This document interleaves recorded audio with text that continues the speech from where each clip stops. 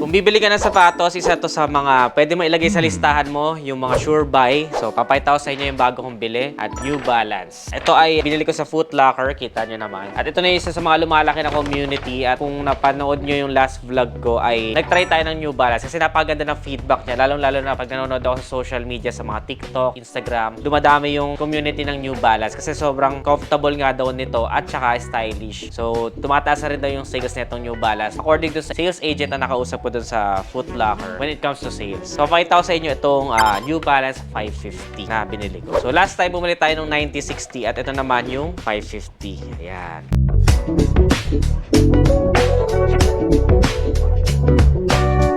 So, I think isa ito sa dapat ninyong bilhin kasi ito yung mas acceptable dahil ang mga Pilipino mahilig sa basketball shoes na ginagawang pamporma. This is a basketball shoes way back noong 1989. Yan, 1989 pinambabasketball nila ito. Pero hindi naman ganun ka-popular kasi alam niyo naman na makakilalang brands lang noon sa basketball. Hindi kasama ang New Balance doon. Actually, sa ibang bansa pa nga or even maybe dito sa atin sa Pilipinas, mas kilala pa nila yung New Balance bilang dad shoes, mga pantatay na sapatos. Pero this one changed the game recently. At pinagkagulan nga ito kasi sa Pilipinas sobrang hirap pang humanap ng stock nito. So ngayong araw, kumuha ako kasi sabi ko, nagustuhan ko yung 9060 ko. Ang sarap niya sa paa kahit na naglibot kami mong Mall of Asia ay hindi sumakit ng paa ko. Alam niyo naman gaano kalaki ang Mall of Asia. Isa sa pinakamalalaking mall. I think yun nga yata pinakamalaking mall sa buong Pilipinas. So ito ang akin nabili na 550 sa Glorieta. Nakita ko kasi malaki yung Foot Locker doon at ang dami nag-vlog doon. So ito yung akin nabili. So makikita ninyo parang sobrang classic lang ng datingan niya. Parang vintage na pang basketball pero ngayon makikita mo na talaga na pamporma siya. Sobrang daming magandang kulay. Ang first choice ko talaga nung una ay yung parang kulay green. Kasi yung kulay green nito, nire-remind niya ako ng parang Boston Celtics, no? Parang lakas makapang basketball nung datingan talaga noon. Tsaka ang stylish talaga nung green. Kaya lang, hindi ko alam sa akin, parang nahihirapan akong bagayan sa aking forma yung green. Ako lang yun, nahihirapan ako. Kaya laging white yung pinipili ko pero may iba't iba nga siyang touches dito. At hindi na pure white yung pinili ko this time around. Meron din kasi parang ivory white at mas mahal yon. As around 9,200 something yung kanyang price point. Itong isang to is nasa around 8,400 plus some putal. Yun. So nasa 8,400 itong isang to. Ang kulay na itong kung makikita ninyo, kakaiba siya. Wala siya dun sa mga lineups na parang bago ngayon. Isa to sa mga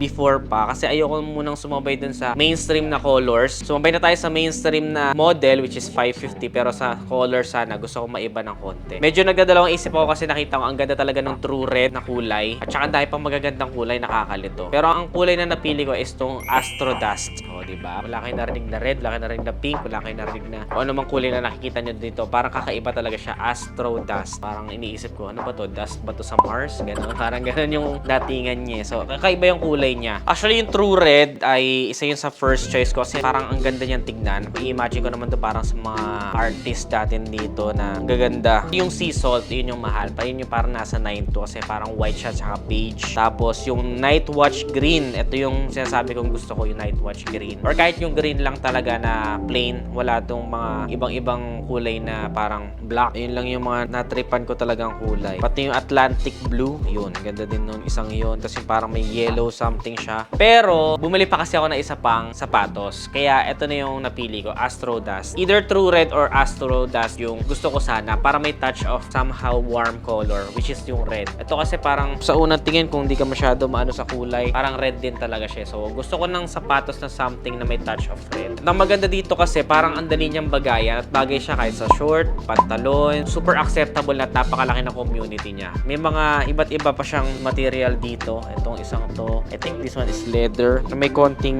suede material dito sa bandang dulo. Ganda ng mga stitches niya, nedises. And of course, yung insole niya, yan, napakaganda rin. Kulay red at natatanggal din po ang isang to. Pwede mong palitan, no? So kung may insole ka, ayan, no? Sabi nila, yung material doon na to ay madali lang siyang ma-worn out or mapudpod. So if you have your trusted insole na pwede nyong ipalit dyan, pwede naman palitan. Napapalitan naman siya. Natatanggal naman siya. So yun lang naman yung parang in terms of quality wise, nearly in the future palitan. Pero lahat dito na nakikita ko ay parang balancing-balance. Napakaganda ng kanyang combination. The 550, we will have it here. Pati na rin yung N, the New Balance Balance. So somehow, mas maganda yung material ng mga parang limited edition na color variations. Pero itong isang to, on the regular side, yung ibang touches niya. Pero ang binabayaran mo naman dyan kasi is yung pinaka-looks niya, tsaka yung comfort. Napaka-comfortable din ito pag suot-suot mo na. Simple lang siya, wala siyang dual colors. Yung iba kasi mga bagong labas, parang may mga black trims na dito. This one, yan, sobrang simple lang niya. Diba? Parang kahit sa angulo, ang pogi niyan, tignan. Ang forma. More on the modern side, kaya siguro dumadaming community kasi nga, parang vintage basketball shoes siya before. But now, pang lifestyle na, pang street style. Yun, sobrang astig lang talaga. Papayta ko sa inyo next time yung isa ko pa na binili. So, I think ito ay pwede talaga sa mga gusto mag-try ng New Balance. You can start with this one. Hindi pa siya yung pinakamahal pero nasa medyo pricey na rin siya na side. Compared dun sa mas mga entry level pa. Pero kung pagdating naman sa forma, isa to para sa mga sure buy na hindi kayo magkakamali kasi bagay nga siya sa lahat. So, yung isa ko pa nabili is yung New Balance 1906. So, ito daw talaga yung parang masyadong trendy at hype ngayon na shoes. Yung mga New Balance shoes. So, itong isang to, yung era niya last year talagang pumutok. And I think kailangan ko din magkaroon nito para at times meron lang pamalit, no? Mabasag lang yung ibang character. More on the chunky shoes kasi ako ngayon. This one medyo mas slimmer siya. True to size yung fit niya. Medyo maluwag lang ng konti sa heel side. Kung gusto mo ng mas maluwag pa, mag plus 0.5 or plus half size ka siguro. Pero itong isang to is true to size. Okay naman na sa akin. Isa pa, hindi plain yung para sa pinaka-dila niya. Ayan, no? Meron siyang basketball logo din. New Balance 550. Tapos, ang ganda ng loob. Ganda ng color niya. Nagustuhan ko talaga tong Astro Dust na ito. Kaya na rin says, nagustuhan niyo ba siya? Ano masasabi ninyo? Meron ba kayong mga